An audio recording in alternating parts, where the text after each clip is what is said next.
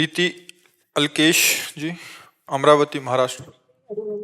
श्री हरिवंश महाराज जी, शरीर व शरीर के परिजन की प्रबल इच्छा है कि हमारे जीवन काल में श्रीमद् भागवत कथा का आयोजन करवाएं, परंतु जब भी भागवत कथा के कार्ड इत्यादि छप जाते हैं, पूरी तैयारी हो जाती है, तो परिवार में किसी निजी परिजन की मृत्यु हो जाती है। महाराज जी, अब तक परिवार में 3-4 मृत्यु हो चुकी हैं महाराज जी, फिर इस तरह की रुकावट आ जाती है महाराज जी। अब करवाइए, ठीक है, अब फिर नवीन करवाइए।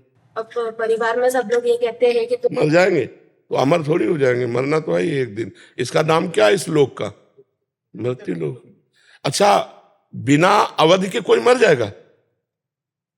अगर अवधि है कि अमुक तारीख को मरना है तो आपका संयोग बन जाता है कि उसी समय कार्ड छपते वो मर जाता है। ऐसा नहीं है, जो अवधि है मरने की, मृत्यु की, उसी में मृत्यु होती है। आप फिर ऐसे समय में करवाए, अगर मर जाता है तो फिर रोक दीजिए, फिर करवाइए, उसकी तेरही करवा के फिर करवाइए। देखिए आप ये बिल्कुल भ्रम छोड़ दीजिए कि कार्ड छपवाने से कोई मरता है। वैसा नहीं है, परिवार वाले ये कहने लगे हैं कि कराओ मत, अपने में चलता नहीं है, तुम करा रहे तो परिवार में। भागवत नहीं चलती, ऐसा कौन भारत में है जहाँ भागवत के अपने लोगों में नहीं चलता? ऐसा भारत में सनातन धर्मावलंबी कौन बोल सकता है? महाराज, जब भी कुछ ऐसा धार्मिक कार्य करने जाते हैं तो रुकावटें। ये केवल भ्रम है, केवल भ्रम है। वो पाप आकर के संयोग बन जाता है जिससे आपको भ्रम। नहीं, ऐसा कुछ नहीं है। कितनी बार आप अनुष्ठान लिए हैं? आप कितनी बार लिए हैं? अगर वो मरा तेरही करो, फिर अनुष्ठान लो। अब जब कभी तुक्का लगा ऐसा तो वो आपको भयभीत कर रहा, बका ऐसा नहीं है। भागवत तो अमरत्व प्रदान करने वाली है। मरने का निश्चय सुन करके कि 7वें दिन तक्षक सर्प काटेगा, तुम मरोगे, इस बात के लिए तूने भागवत सुनाई जाए वही परीक्षित जी के लिए, वो अमर कर दिया। तो भागवत मृत्यु नहीं, अमरत्व प्रदान करने वाली। आप अनुष्ठान फिर कीजिए, नाम जप कीजिए, वो भगवान की पावन लीला है उसमें। ऐसा थोड़ी कि उसमें कोई ऐसा है कि मर जाएगा, उसमें तो परम पावन भगवान की लीला है जो अमर करने वाली है। कथा अमृत तव कथा अमृतम, हर भगवान की तव कथा अमृतम कवि भीड़ितम कलमशापहम श्रवण मंगलम श्री मुदाततम। बड़ा मंगल में भगवान की कथा। 7 दिन पापी धुंधकारी प्रेत योनि में था, सुन करके मोक्ष पदवी को प्राप्त हो गया, भगवान को प्राप्त हो गया। तो आप पुनः अनुष्ठान की सोचिए। ऐसा नहीं है कि अनुष्ठान सोचेंगी तो मर ही जाएगा, ऐसा नहीं है। जिसका जिस समय मृत्यु होनी आप अनुष्ठान सोच। आप भागवत नहीं करती तो परिवार में कोई नहीं मरेगा? नहीं, वैसा तो हम मान रहे हैं, पर लोग सहयोग नहीं कर रहे, परिजन सहयोग नहीं कर रहे। आप स्वयं पढ़ो। हम घर में पढ़ते हैं, सार्वजनिक कार्यक्रम करवा रहे, आयोजन करवा रहे। हम कह रहे सार्वजनिक मत करवाओ। अगर तुम्हारे भ्रम बैठ गया है, 2-4 अध्याय रोज तुम ही भगवान को सुनाया करो। हम घर में करते हैं। हाँ करो, रोज 2-4 अध्याय भगवान को सुनाओ। अभी रुक जाओ, क्योंकि जब भ्रम बैठ गया ना और फिर कहीं तुक्का लग गया ऐसा तब तो पक्का हो जाएगा कि करवाली ही ले, ये देखो फिर मर गया। इसलिए तुम घर में पाठ करो। मीना गोयल जी, सोनीपत से। राधे राधे महाराज जी, मेरा मन ठाकुर जी में है, लेकिन कहते हैं कि जब तक राधा रानी जी को याद नहीं किया जाए या राधा रानी की कृपा नहीं होगी तब तक ठाकुर जी से नहीं मिला जा सकता। किसी की बात मत सुनो। किसका प्रश्न है?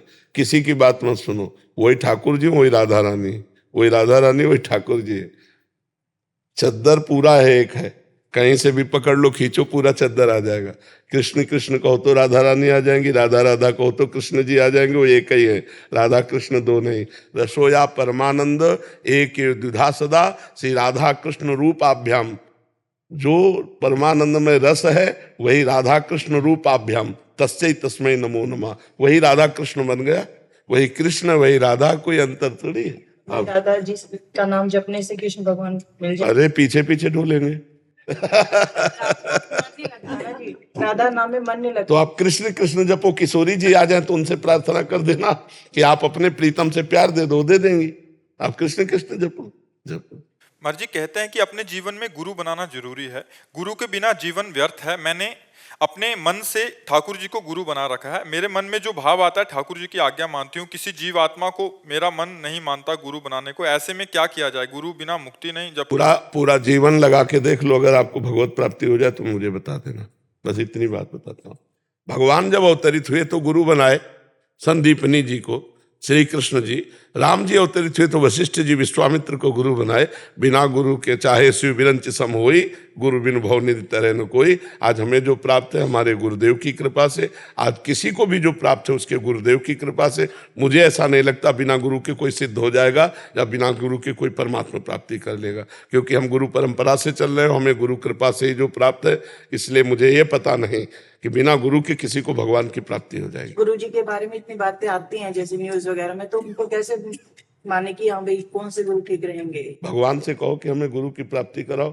अगर नकली नोट है तो असली नोट होगा उसका, नहीं? अगर नकली नोट है तो उसका असली नोट होगा। तो अगर समाचार में आता है तो जो ऐसे भी हैं जिनके समाचार नहीं आते, ऐसे थोड़ी है कि सबके समाचार आते हैं, सबके समाचार आते हैं। तो जब आपको भाव करा जाए तो मानना जाए इसे? नहीं, हम केवल आपको ऑपरेशन करके बता रहे हैं कि ये सृष्टि दो प्रकार की है, एक अंधेरे की, एक प्रकाश की।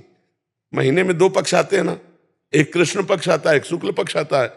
एक चोर है तो एक साहूकार है, एक नीच है तो एक उत्तम है, एक बुरा है तो एक अच्छा है, तो एक नकली है तो एक असली भी होगा। तो खोजो, जिन खोजा तिन पाइया, खोजो, गुरुदेव की खोज करो। गुरुदेव मिल गए तो परमात्मा मिल गया, पक्की बात है, इसमें कोई संशय नहीं। प्रश्न मेरे मन में भी है, जी क्या कीजिए। जी।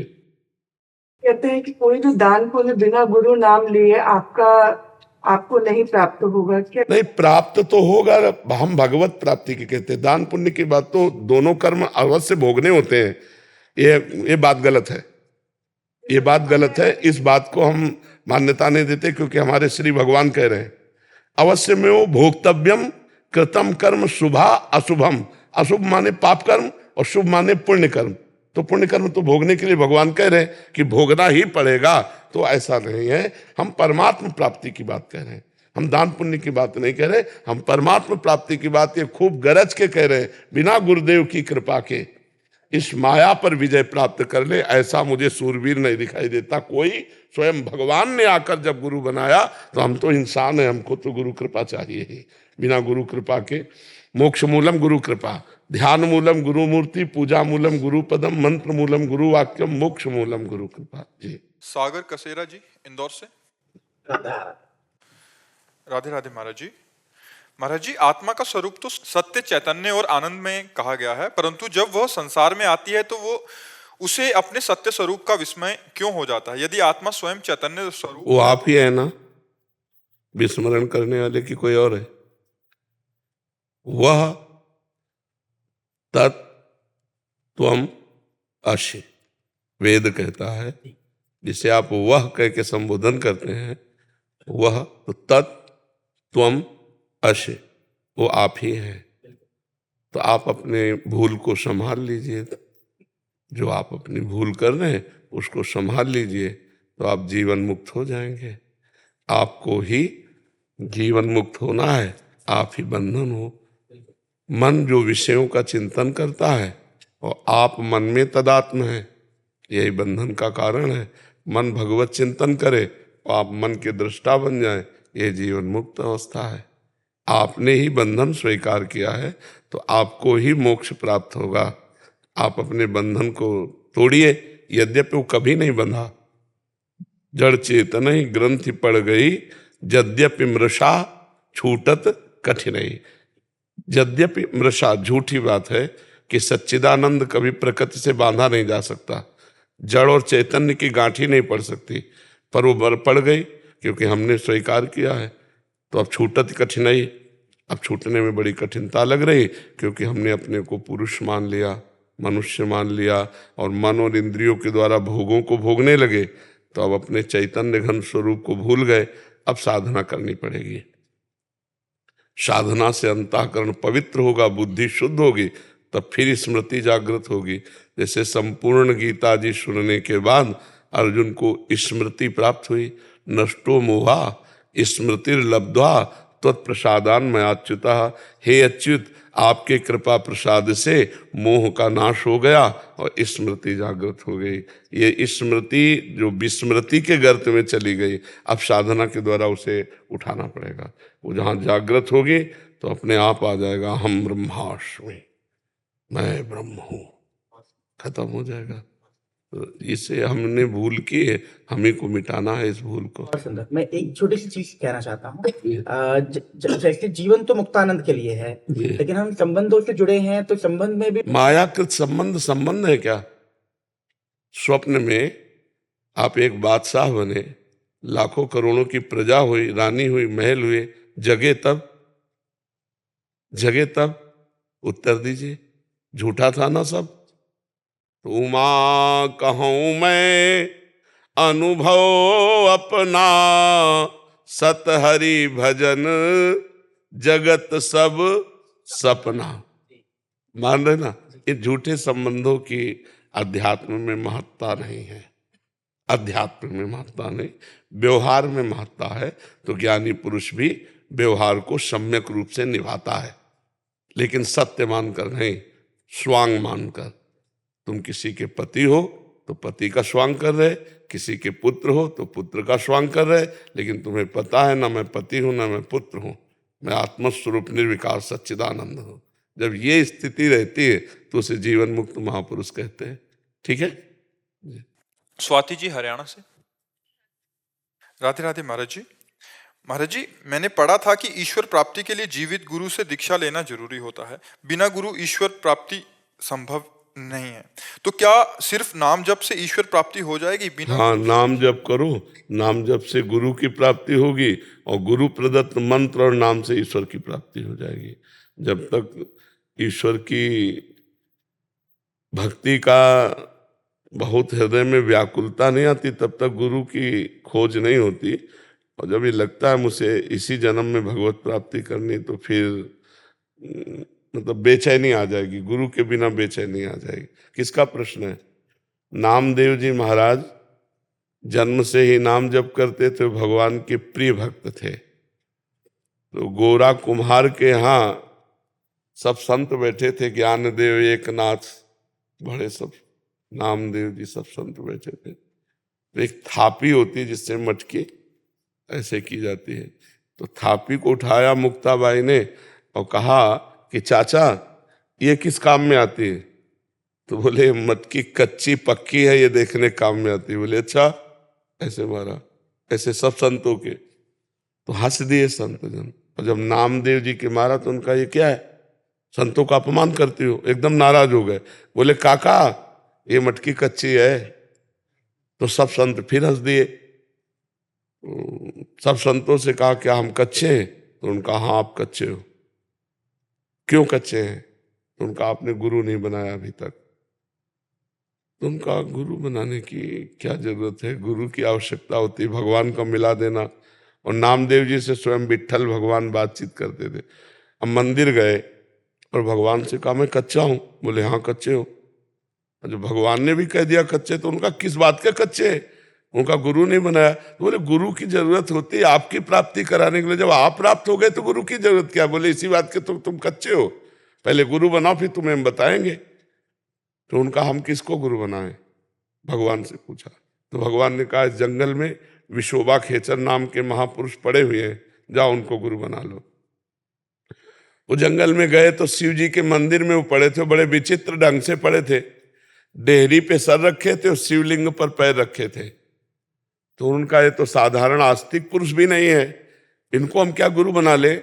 जो भगवान शंकर के ऊपर पैर रखे हैं और डेहरी पे सर रखे हैं, तो थोड़ी आस्तिकता होती तो शंकर जी पे पैर कौन रखता है? तो उनका ये पैर हटाओ शिव जी के ऊपर से। तो उनका बेटा जहाँ शिव जी ना हो वहाँ पैर रख दो। तो उन्होंने ऐसे पैर पकड़ा, इधर जीव ही किया तो वहाँ शिवलिंग प्रकट। जिधर करते तब उनको लगा ये तो सिद्ध पुरुष है, हम तो इनको ऐसा।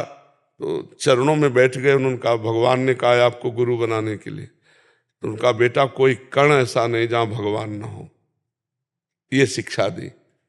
अब उनके दिमाग में सिद्ध पुरुष के वचन दिमाग में बैठ गया। कोई कण ऐसा नहीं जहाँ भगवान न हो, कोई कण ऐसा नहीं जहाँ भगवान न हो। तो एक दिन रोटी पका रहे थे तो घी गर्म करने के लिए गए तो कुत्ता सब रोटी लेके भागा। तो आप घी लेके जा रहे हैं, कोई कण ऐसा नहीं जहाँ भगवान न हो। तो कुत्ते में भी भगवान है। कहा प्रभु घी लगवा लो, सूखी मत खाओ। और कुत्ता खड़ा हो गया और नजदीक गए, घी चुपरने लगे तो कुत्ते में फिर देखा तो विट्ठल भगवान। कुत्ते में विट्ठल भगवान। तो भगवान ने कहा, देखा गुरु कृपा, मैं ही था मुक्ताबाई के रूप में, तो हमसे मंदिर में शिकायत करने आए थे, और आज जब गुरु कृपा हो गई तो कुत्ते में भगवान देख लिया। डंडा नहीं मारा कि हमारी सारी रोटी ले जा रहा है, नहीं, भगवान देख लिया। तो हमें लगता है गुरु कृपा के बिना तो भक्ति, ज्ञान, वैराग्य सिद्ध होना बड़ा मुश्किल है। तो भगवान से प्रार्थना करें नाम जप करते हुए कि हमें गुरु की प्राप्ति कराओ, तो भगवान ही गुरु हैं, गुरु ही भगवान है, वो मिल जाएंगे। मेघा जी इंदौर से। आदेश। जय श्री राधे महाराज जी। महाराज जी, श्री जी के प्रति आपके अनन्य प्रेम और समर्पण का ऐसा कौन सा क्षण था जिसने आपके हृदय को पूर्णतः उनके चरणों में समर्पित कर दिया? क्या वह कोई विशेष अनुभूति थी जिसने आपकी भक्ति को एक नई... देखो, हम पहले भक्त नहीं, जिज्ञासु थे। अपने को जानना चाहते थे, परमात्मा को जानना चाहते थे। जब घर से निकले तो भक्त बन के थोड़ी निकले, एक जिज्ञासु, एक खोजी बन करके निकले। खोज करते करते जब जिज्ञासा हमारी पूर्ण होने की बात आई तो एक नवीन जिज्ञासा जागृत हो गई, कैसा है होगा वृंदावन। अब इधर जब हम आए और कुछ ही दिन हुए थे कि हमारी रिपोर्ट आ गई, बहुत पीड़ा, बहुत कष्ट। तो उसकी जांच हुई तो पता चला किडनी दोनों फेल हैं। अब हम साधन परायण थे, तपस्या, जितेंद्रियता, नियम, संयम, अब सब होश उड़ गए कि अब तो कुछ नहीं कर पाऊंगा। हम अर्थविहीन जीवन हमारा रहा है। कभी जीवन में 1 रुपया हमारे पास नहीं रहा, ना आज भी है। 1 रुपया नहीं। अगर हमें कोई कार्य है तो इन लोगों से कहना होगा। 1 इंच जमीन नहीं, 1 वस्तु अपने नाम नहीं। अपना जीवन जैसे पहले था वैसे ही है। हाँ, यह है, पहले अव्यवस्था युक्त जीवन था, अब कुछ व्यवस्थाएं शरीर रोग के कारण स्वीकार ही करनी पड़ी हैं। तो उस समय जब हमारी किडनी खराब हुई, ना 1 पैसा था, ना 1 व्यक्ति था, ना 1 इंच जगह थी। जिस आश्रम में रुकते वहां से निकाल दिए जाते थे कि इनकी किडनी खराब है, ज्यादा बीमार होंगे तो आश्रम को भार उठाना पड़ेगा। इसलिए पहले उस समय हमारा हृदय शरणागत हुआ। जो भक्त हृदय कहा जाएगा, तो हम अपने जीवन की बात बताएं, हमें कभी रोना नहीं आता था। बस जिद्दी स्वभाव, अपने कर्तव्य को निष्ठा से निर्वाह करते हुए क्या नहीं हम कर सकते, हम सब कुछ कर सकते हैं। वहाँ हम फेल हो गए। जब किडनी की रिपोर्ट आई और कोई साथी नहीं, और इस मार्ग का अभी पूर्णतया स्वाद नहीं मिला था 25 वर्ष पहले, एकदम आर्त भाव हुआ कि बाल्यावस्था से घर से निकाला प्रभु आपने, उत्तम कुल ब्राह्मण के घर में जन्म मिला, ब्रह्म ऋषियों के यहाँ। काशी का काम तो हो गया जो होना था, अब वृंदावन का काम तो अभी अधूरा है, और जीवन किसी काम का नहीं रह गया। तो जो आर्त भाव से शरणागति हुई, उसी का ऐसा चमत्कार है। जो भगवान से आर्त भाव की शरणागति हुई, वहाँ हुई। इस रोग की कृपा से वो बात बनी जो स्वस्थ होकर न बनती। स्वस्थ होकर के अभिमान रहता साधना का, अस्वस्थ होकर भगवान की चरणों की जो आश्रय वृत्ति मिली, वो बहुत बड़ी बात हो गई। वो हम कभी किसी जन्म में साधना से नहीं कर सकते थे, जो रोग की कृपा से हुआ। ये मतलब आर्त भाव, उस समय न खाने का, न कोई बात करने वाला, न 1 पैसा, न कोई हमें सपोर्ट देने वाला। उस समय जब चारों तरफ निराशा ही निराशा थी, और एक शरीर जिसके बल से हम भिक्षा मांग के खाते थे, साधना करते थे, उसकी भी किडनी फेल। तो अब उस हृदय को सोचो क्या होगा। बताओ, ऐसी स्थिति, चलना मुश्किल था, मुझे आश्रम से निकाल दिया गया। तो मैं उस आश्रम के महंत के पास जब गया कि महाराज, वो यद्यप सम्मान करते थे हमारे वैराग्य और तपस्या का, तो कहा आओ महाराज। तो हमने कहा सुना है आपने हमारे लिए खबर भेज दी कि आप निकल जाइए, तो अपराध बताइए। तो उनका कोई नहीं। उनका कारण बताइए। बोले कुछ नहीं कारण ऐसे। तुमका आपको समझ में आना चाहिए कि मैं बीमार शरीर हूँ, कम से कम आपके यहाँ छत के नीचे तो पड़ा हूँ। हमारा कोई भरोसा नहीं है कि कब शरीर छूट जाए, तो कम से कम आप लोगों के बीच में। तो उन्होंने एक शब्द कहा, उनका मैं आपका ठेकेदार हूँ क्या? तो हम कहा बस, इसके आगे हमने फिर तुरंत पलट गए। हम कहा नहीं, ठेकेदार तो हमारे भगवान है। हम कहा ठेकेदार तो हमारे भगवान है। तो उनका 15 दिन का समय देते हैं आपका। हमका 15 मिनट का, बस आश्रम जाना, झोला कांधे में टांगना है।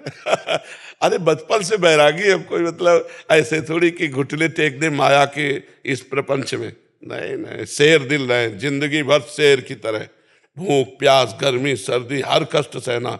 तो उस समय हमारी शरणागति हुई, बस झोला उठाया चल दिया। राधा वल्लभ जी के पास गए, हम कहा कहाँ रहे, क्योंकि वही है हमारे मालिक। सत्य मानिए गेट के बाहर नहीं निकल पाए थे।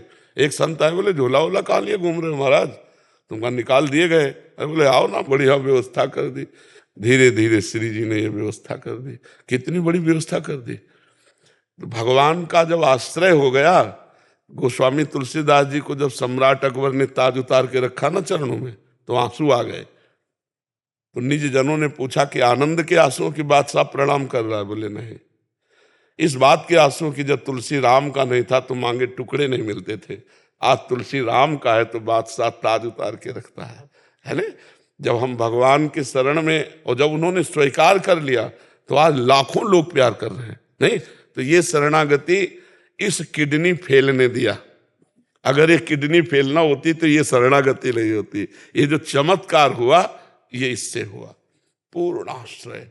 और जहां कनेक्शन जुड़ गया तो बिजली आने लगी, फिर क्या। जी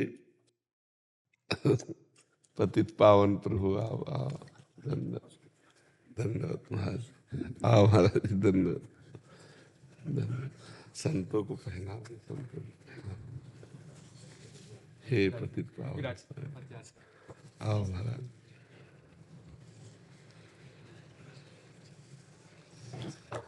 जी गुरुदेव की बड़े माता श्री से पतित पावन करुणा में प्रभु। बाबा का भीड़ में कैसे हमने कि हम ले चलेंगे, आप आगे चले जाए।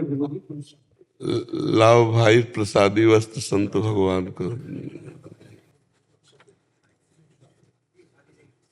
अच्छा स्वामी जी महाराज, बहुत दिनों बाद दर्शन हुए। जब रोज यमुना जी जाते थे तो महाराज जी के दर्शन होते थे। चलो चलते हैं। जी जी जी, बड़ी कृपा की, बड़ी कृपा की दर्शन देने, बहुत कृपा।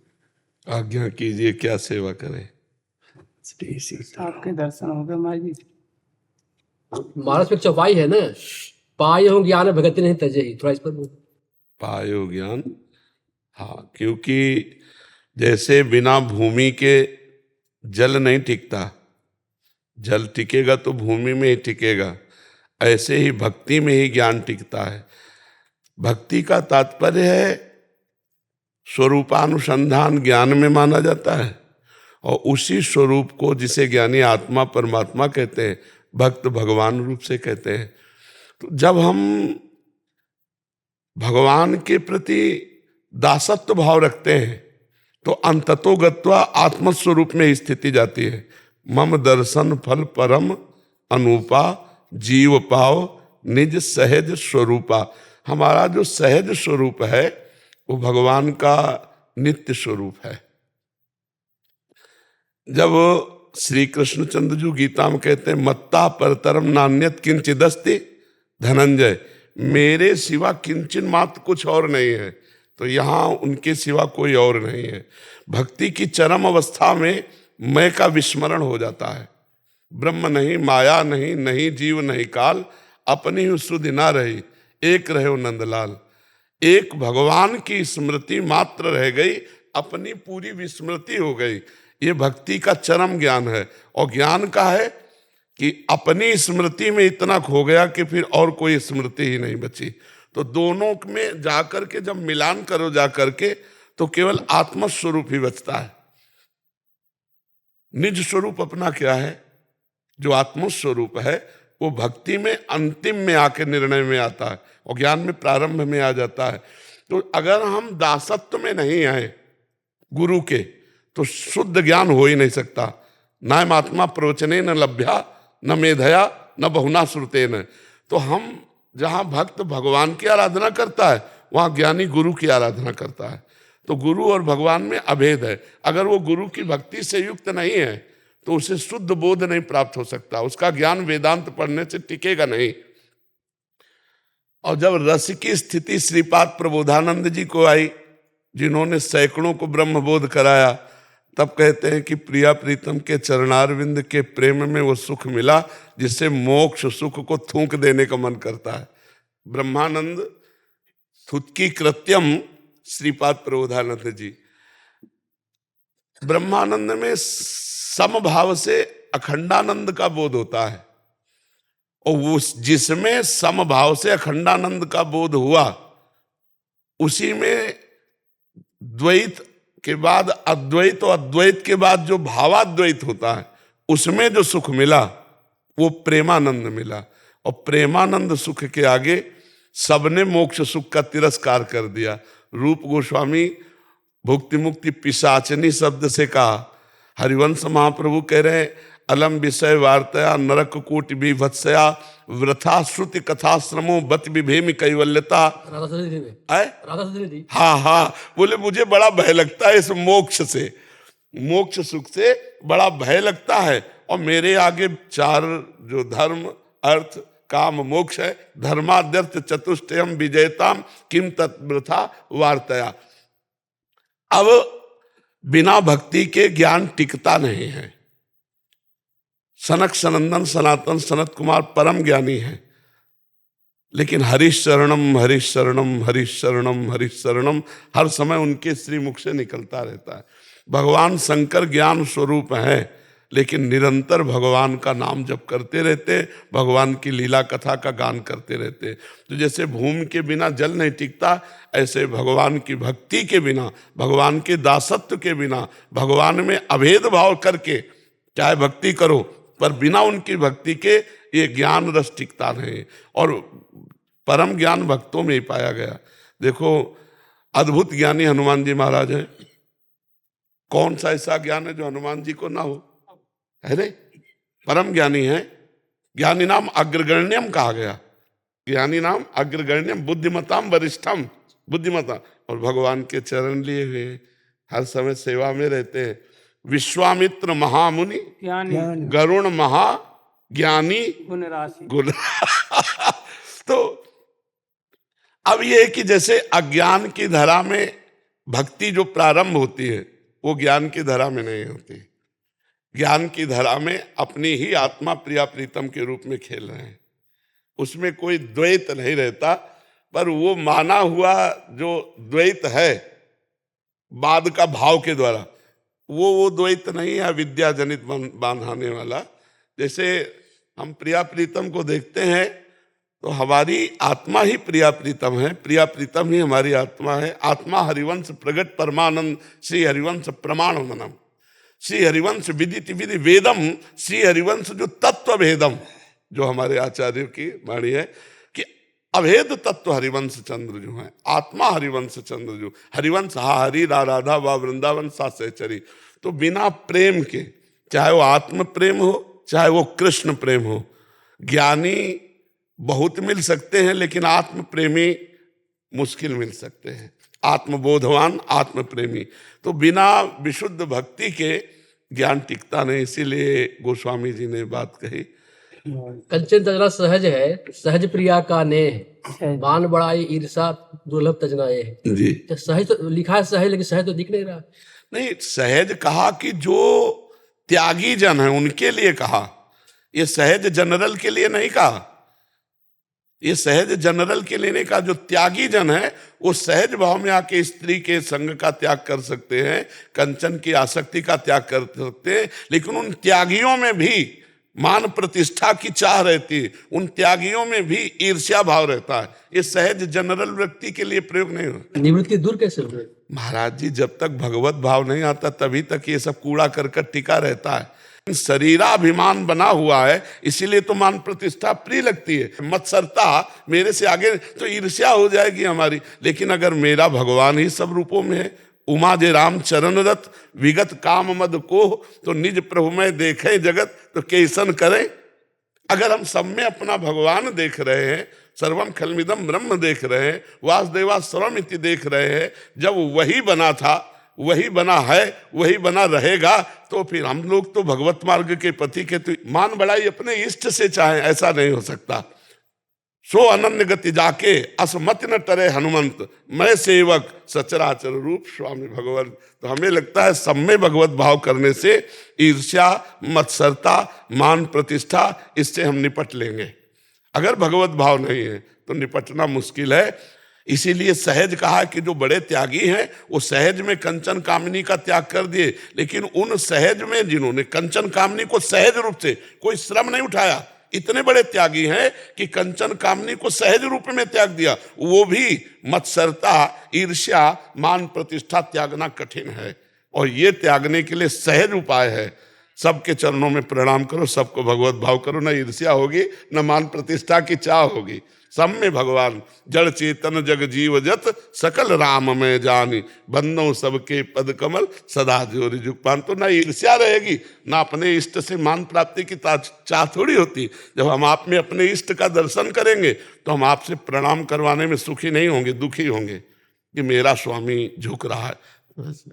संत मिलन को चाहिए, जी पाया प्रमाण जी पग जो पग आगे बढ़े कोट यज्ञ समान, ये स्वरूप लेकर के संत भगवान के पास आओ। बाकी संसारी जो भी कामना है उनको छोड़ के। तो हमारी तो यही निवेदन है सबसे कि संतों की जिस पर जाप है कृपा राम की तो सब पर ही होती है, संत भी कृपा ना से सौर होगा। हे प्रभु, जो भी हमारी सल में आता है संतों की, देखिए भगवान के हमारे बिहारी जी है, हम लोग जाते और दर्शन भी करते और सारे काम करते, लेकिन हमको स्वयं कुछ नहीं मिलने वाला है, क्योंकि वो क्या दे रहे हैं अंदर हमको नहीं पता है। लेकिन संत के जहाँ जाएंगे तो आपको जैसे ही पहुंचे सादर, यानी 1 सेकंड की टाइम नहीं है, तुरंत ही आपको फल मिलेगा। भगवत चर्चा शुरू हो जाएगी, भगवत नाम महिमा, भगवत गुण रूप लीला धाम। बिल्कुल बिल्कुल सब ठाकुर जी की कृपा यही है कि जा पे कृपा राम की होई और ता पर कृपा करे सबको ही। तो भगवान की जिन पर देखो कोट कोट मुन जतन कराई और अंत राम कहूँ आवत नहीं। यह गुण साधन से नहीं हुई और प्रभु की कृपा पाव कोई को ही। तो ऐसे संत भगवानों को आपके दर्शन मिल जाए, उसी से जो इच्छा अंदर है वो आपकी पूरी हो जाएगी, पूछने की जरूरत नहीं। सुधारकाचार्य पांडे जी। महाराज जी, आपके चरणों में कोटि कोटि प्रणाम। हम सांसारिक दुख चिंताओं से ग्रस्त हैं महाराज जी, इनसे निकलना चाहते हैं और नहीं भी निकलना चाहते, समझे? इस प्रकार के द्वंद्व, ये ऐसा दुख है कि इससे छूटना भी अच्छा नहीं लगता, नहीं ना? ये संसार का ऐसा दुख है कि दुख तो लगता है पर इसे गले लगाने की इच्छा होती है, इसको छोड़ने की भी इच्छा नहीं। इस प्रकार के द्वंद्व हमेशा मानसिक धरातल पर चलते रहते हैं। नौकरी, परिवार, प्रेम, समाज और मुक्ति में तदात्म बिठाकर किस तरह हम अपने जीवन को सफल बना। भोगैश्वर्य प्रसक्तानां तयापहत चेतसाम व्यवसायत्मिका बुद्धि समाधो न विधीयते। भगवान श्री कृष्ण ने कहा, जिनका चित्त भोग और ऐश्वर्य ने अपहृत कर लिया है वो कभी भगवत प्राप्ति का चिंतन ही नहीं कर सकते कि ये सब कुछ छोड़कर भगवत प्राप्ति करे। इतना ये मीठा जहर है कि इसे खाने में अच्छा लगता है, परिणाम में दुख होता है, लेकिन भोगने में अच्छा लगता है। इससे अलग जीवन जीना मतलब कभी कभी तो उत्साह ही नहीं बनेगा, ऐसा लगेगा मैं कैसे छोड़ सकता हूँ। लेकिन यही हमारा भ्रम है। इसी भ्रम को दूर करने के लिए साधना है। यदि हम साधना करेंगे तो हमारे अंदर सुंदर ज्ञान जागृत हो जाएगा, तब फिर ये सब छूटेगा, पहले नहीं छोड़ना। साधना के प्रथम चरण में क्या करना होगा? नाम जप। उठते बैठते चलते फिरते खाते पीते स्नान करो या ना करो, जैसी भी परिस्थिति में हो, इसीलिए नाम जप सर्वोपरि है। फिर नाम जप के प्रताप से फिर गुरु जी की शरणागति और गुरु से फिर गुरु मंत्र लेकर नियम पूर्वक फिर साधना करना। फिर उसमें कई प्रकार की साधनाएं होती। पहले तुम नाम जप पकड़ो, खान पान संभालो। खान पान ठीक है तो बस नाम जप पकड़ो, जो नाम तुम्हें प्रिय लगे वो नाम बराबर उसका चिंतन करो। जैसे राधा, तो रा बड़ा की मात्रा धा, ये लिखो दिमाग में। लिख गया? आप लिखे अभी? और बार बार इसी को लिखो और बार बार अंदर से उच्चारण करो, राधा राधा। आप देखना कितनी शांति आपको मिलने लगेगी, इसी से शांति मिलने लगेगी।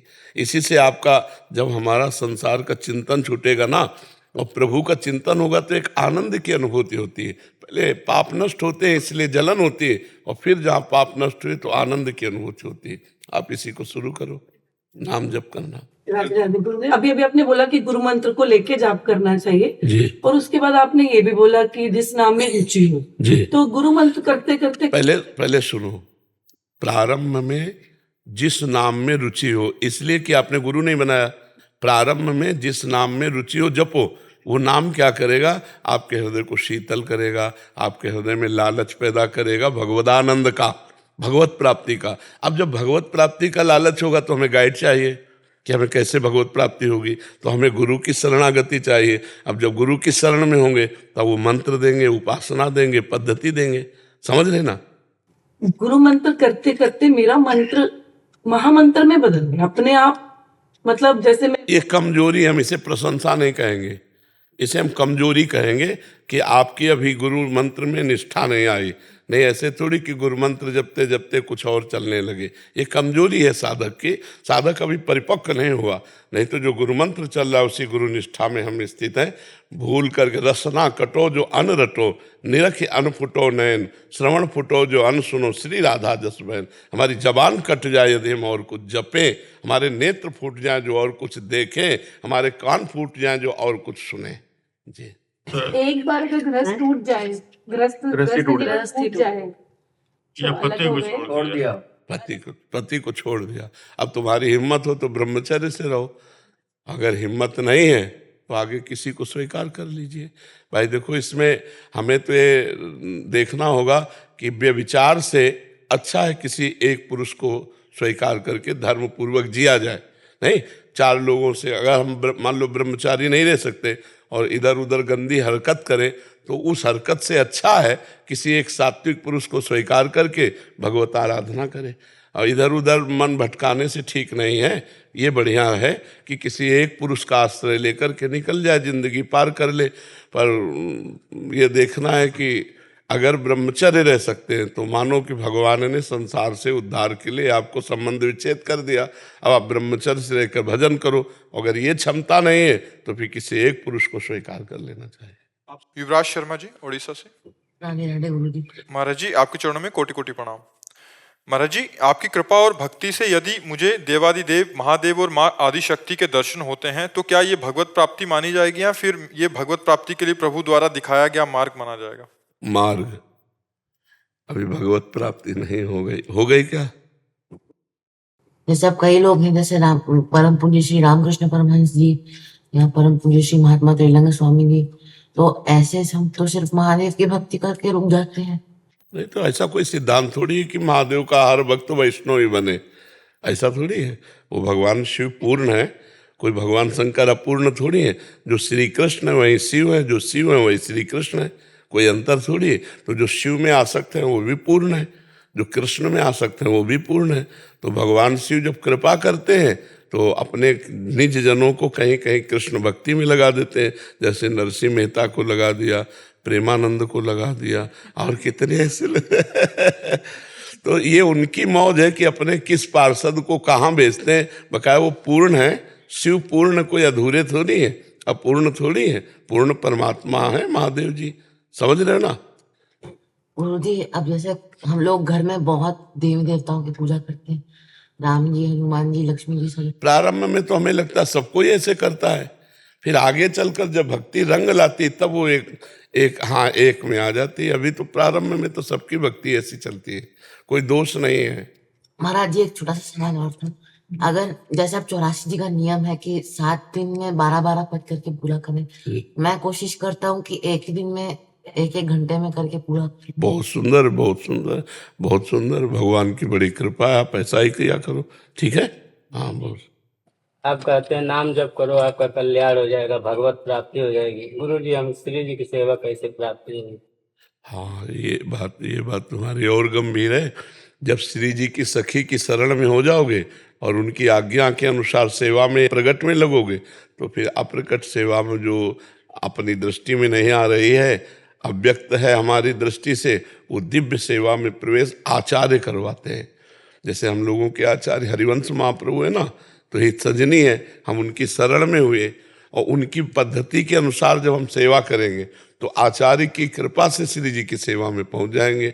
कल्याण होना, मोक्ष होना, भगवत प्राप्ति होना ये अलग बात है, सेवा में पहुंचना अलग बात है।